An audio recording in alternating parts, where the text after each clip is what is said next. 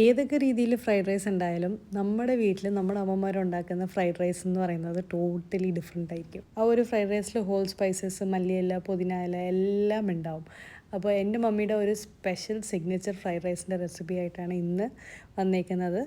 Details ഒക്കെ ഡിസ്ക്രിപ്ഷനിൽ available ആണ്. ആദ്യം തന്നെ നമ്മൾ ചോറ് ഒന്ന് വേവിച്ചെടുക്കാം. അതിനുശേഷം ഈ ഫ്രൈഡ് റൈസിൻ്റെ മെയിൻ എന്ന് പറയുന്നത് എല്ലാ ഇൻഗ്രീഡിയൻസും ആദ്യം തന്നെ കട്ട് ചെയ്ത് റെഡിയാക്കി വെക്കാം. ഹോൾ സ്പൈസസ്, അതിൻ്റെ കൂടെ കാഷ്യൂനട്ട് ആൻഡ് റേസിൻസ് ആഡ് ചെയ്ത് കൊടുക്കാം. ഇതൊന്ന് സോട്ട് ചെയ്തതിന് ശേഷം ചോപ്പ് ചെയ്ത് വെച്ചേക്കുന്ന ജിഞ്ചർ ഗാർലിക് ആഡ് ചെയ്ത് കൊടുക്കാം. ഇതെല്ലാം ഹൈ ഫ്ലെയിമിൽ ഇട്ടിട്ട് വേണം നമുക്ക് ഉണ്ടാക്കാൻ. സ്ലൈസ് ചെയ്ത് വെച്ചേക്കുന്ന അനിയൻസ്, കുറച്ച് കൊറിയാൻഡർ ലീവ്സ് ഫോർ ഫ്ലേവർ.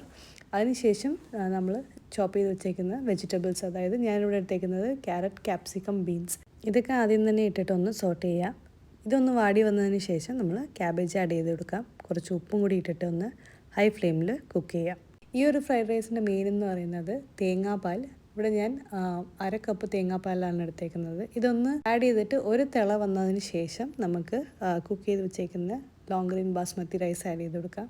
ആവശ്യത്തിനുള്ള ഉപ്പും പെപ്പർ പൗഡറും ആഡ് ചെയ്തിട്ട് ഇനിഷ്യൽ ഫസ്റ്റ് ഒന്ന് മിക്സപ്പ് ചെയ്യാം. അതിനുശേഷം second batch of rice add ചെയ്ത് കൊടുത്തിട്ട് എല്ലാം കൂടി ഒന്ന് നല്ല രീതിക്ക് കമ്പൈൻ ചെയ്തെടുക്കുക. അതായത് ഈ കോക്കനട്ട് ഫ്ലേവറിൻ്റെ മെയിനാണ് ഈ ഫ്രൈഡ് റൈസ് എന്ന് പറയുന്നത്. ഫൈനലി കുറച്ച് ഗീയും മല്ലിയിലയും പുതിന ഇലയും ഇട്ടിട്ട് ഇതൊന്ന് ദം ചെയ്തെടുക്കുക. അങ്ങനെ നമ്മുടെ നാടൻ ഫ്രൈഡ് റൈസ് റെഡി. എന്തായാലും ട്രൈ ചെയ്ത് നോക്കാം.